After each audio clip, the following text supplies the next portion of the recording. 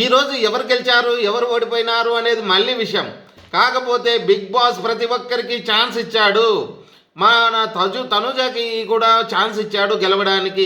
కానీ దాన్ని సద్వినియోగం చేసుకోలేంది తనుజ కాదు, వాళ్ళ తల్లిదండ్రులు వాళ్ళ చెల్లెలు ఎవరైతే వచ్చారో వాళ్ళు కరెక్ట్ డెసిషన్ తీసుకోలేకపోయారు.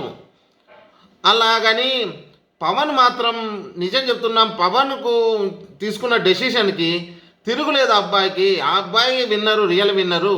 కళ్యాణ్ తర్వాత ఎవరైనా విన్నర్ ఉన్నారంటే మన డిమాండ్ పవన్. తనుజ కూడా అంతే ఛాన్స్ ఇచ్చాడు బిగ్ బాస్ అన్యాయం చేశాడనే దాంట్లో అసలు అర్థమే ఉండదు.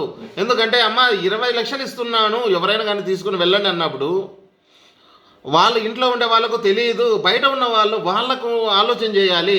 లేదమ్మా ఇక్కడ కళ్యాణ్ బీభత్సంగా ఎక్కువ ఉన్నాడు, నువ్వు తీసుకోమ్మా అని ఒక్క మాట చెప్పాల్సింది వాళ్ళ అమ్మ నాన్న రాలేదు కాబట్టి వాళ్ళ చెల్లెలైనా కానీ సజెషన్ ఇవ్వాల్సింది.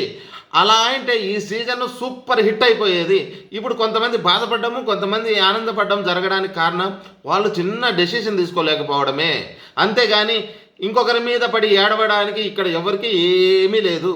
అందరికీ సమానమైన ఛాన్స్ వచ్చింది.